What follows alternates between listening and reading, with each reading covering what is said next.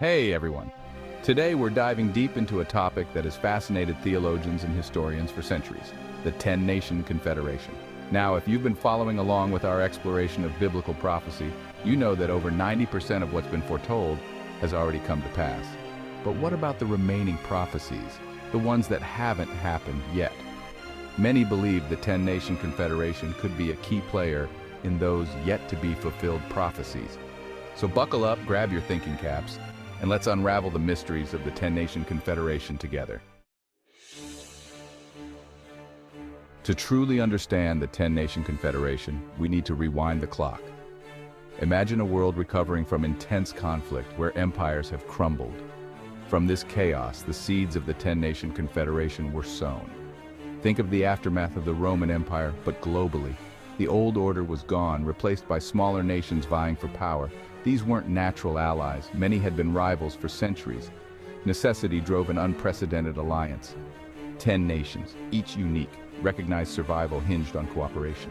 They banded together for protection, to rebuild and to establish peace. From the ruins, the 10-Nation Confederation was born. Now let's put faces to the names, so to speak. Who were these 10 nations that dared to forge a new path forward? Well, uncovering their precise identities is where things get a little tricky. You see, historical records from this period are, well, let's just say they're a bit like a half-finished jigsaw puzzle. Intriguing, but full of gaps. Some scholars point to ancient texts that speak of a powerful alliance between nations scattered across modern-day Europe and Asia. Others believe the Confederation's reach extended even further, encompassing parts of Africa and the Americas. These were kingdoms, empires, and tribal confederations, each with their own complex histories and motivations. Imagine trying to piece together a map of the world using only fragments of parchment and whispered legends. That's the challenge historians face when studying the 10-Nation Confederation. But what we can say for certain is that each member nation brought something unique to the table.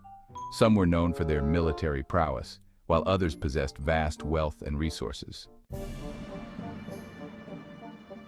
How do you keep 10 diverse nations, each with their own ambitions, working together? That's the million-dollar question. The answer lies in the intricate political structure of the 10-Nation Confederation. Imagine building a house with 10 different architects, each with their own vision. The founding fathers and mothers had to balance individual interests with collective decision-making. Some scholars believe the Confederation was governed by a council of representatives. This council would debate and vote on common concerns like defense, trade, and diplomacy. Maintaining unity required compromise, diplomacy, and a shared sense of purpose. Chapter 4. Golden Age or House of Cards, the Confederation's economy. The economy of the 10-Nation Confederation was a complex web of trade routes, resource management, and let's be real, probably a fair bit of bartering. Imagine caravans laden with silk and spices traversing vast distances, connecting the far-flung corners of the Confederation. Remember how each nation brought something unique to the table? Well, that diversity proved to be a major economic strength. The Confederation fostered an environment where nations could specialize in what they did best, and then trade their goods and services with others. Think of it like a giant, ancient marketplace, buzzing with activity and brimming with exotic goods. This interconnectedness, this flow of goods, ideas, and yes, even currency, fueled a period of unprecedented economic growth and prosperity. But as with any economic boom, there were downsides. Inequality, for example, was a persistent issue. Chapter 5. United we stand. The Confederation's military might. Now let's talk about the elephant in the room, or should I say the legion of elephants. The 10-Nation Confederation, born from conflict, knew it couldn't survive without a strong military. But how do you create a cohesive fighting force out of 10 different armies? Each with its own traditions, tactics, and, let's be honest, grudges against the others? Well, it wasn't easy. Imagine trying to get 10 generals, each convinced their way is the best way, to agree on a single battle plan.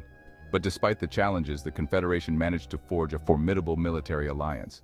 Some member nations, known for their fierce warriors and strategic brilliance, took the lead in matters of defense. Others, perhaps less inclined to warfare, contributed resources, supplies, or specialized knowledge. This wasn't just about brute force, though. the Confederation understood that true security came from a multi-pronged approach. Chapter 6. A melting pot of cultures. The 10-Nation Confederation wasn't just about politics and economics, though. It was also a story of cultural exchange, a vibrant tapestry woven from the threads of 10 distinct civilizations. Imagine bustling cities where languages from across the Confederation mingled in the marketplaces, where artists incorporated foreign motifs into their work, and where philosophers debated the merits of different schools of thought. The Confederation, despite its flaws, fostered an environment where ideas could spread, where knowledge could be shared, and where cultures could learn from and enrich one another. Think about it. The spread of ideas, technologies, and artistic styles at that time happened at a much slower pace, often through trade routes, the travels of scholars, and the migration of people. Okay, let's be real. No alliance, no matter how well-intentioned, is immune to conflict. And the 10-Nation Confederation was no exception. Imagine trying to keep 10 cats in a basket. Sooner or later, someone's going to claw their way out. Internal disputes, border skirmishes, power struggles between ambitious leaders. These were all recurring challenges for the Confederation. Remember that delicate balance of power we talked about? Well, maintaining that balance was like walking a tightrope over a pit of very hungry lions. One wrong step, one misstep, and the whole thing could come crashing down. But here's the thing. The Confederation, for all its flaws, had one saving grace: the ability to, however imperfectly, resolve conflicts. Chapter 8. Ahead of their time, technological advancements. Now, when we think about ancient history, we often picture a world lagging far behind our own in terms of technology. But the 10-Nation Confederation experienced a golden age of innovation, a period of remarkable technological advancement that would leave a lasting legacy on the world. Remember, necessity is the mother of invention, and the challenges of maintaining such a vast and diverse alliance spurred incredible feats of engineering, communication, and yes, even warfare. Think of groundbreaking advances in architecture, the construction of awe-inspiring temples, sophisticated irrigation systems, and perhaps most impressively, a network of roads and canals that crisscrossed the Confederation, facilitating trade and communication like never before. The real marvel lay in the sharing of knowledge, the spread of ideas that these innovations represented. Chapter 9. The beginning of the end. Why empires fall. But alas, all good things, as they say, must come to an end. And so it was with the 10-Nation Confederation. Despite its achievements, despite its periods of peace and prosperity, the seeds of its decline were sown even in its moments of greatest triumph. Remember that tightrope we talked about? The one representing the delicate balance of power within the Confederation? Well, over time, that tightrope began to fray. Internal divisions widened, resentment festered, and the spirit of cooperation that had been the bedrock of the Confederation began to crumble. It's a tale as old as time, really. The same forces that had brought the Confederation together, the fear of external threats, the desire for stability, the economic benefits of cooperation, those forces began to weaken. Think of it like a ship slowly taking on water. Chapter 10. Echoes of the Past. The Confederation's Legacy. The 10-Nation Confederation, like all empires, eventually crumbled.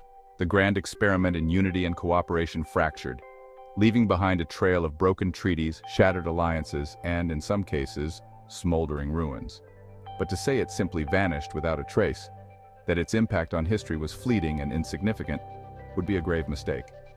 You see, the legacy of the 10-Nation Confederation lived on, not just in crumbling monuments and faded texts, but in the very fabric of the societies that emerged from its ashes. Think of it like this. Imagine a wildfire sweeping through a forest. It's destructive, yes, but in its wake, new life emerges. The soil, enriched by the ashes, gives birth to a new generation of trees stronger and more resilient than their predecessors. The same can be said for the 10-Nation Confederation. Outro? Lessons from a Lost Confederation. So there you have it, the rise and fall of the 10-Nation Confederation. A story of ambition and cooperation, of innovation and conflict, of unity and, ultimately, of disintegration. But the story of the 10-Nation Confederation isn't just some dusty relic of the past. it holds valuable lessons for us today. Lessons about the challenges of cooperation, the importance of balance, and the ever-present potential for both progress and decline. If you found this deep dive into the 10-Nation Confederation as fascinating as I did, hit that like button and subscribe to my channel for more explorations of history, prophecy, and the mysteries of our world. Until next time, keep questioning, keep seeking, and keep exploring the past for the clues it holds to our future.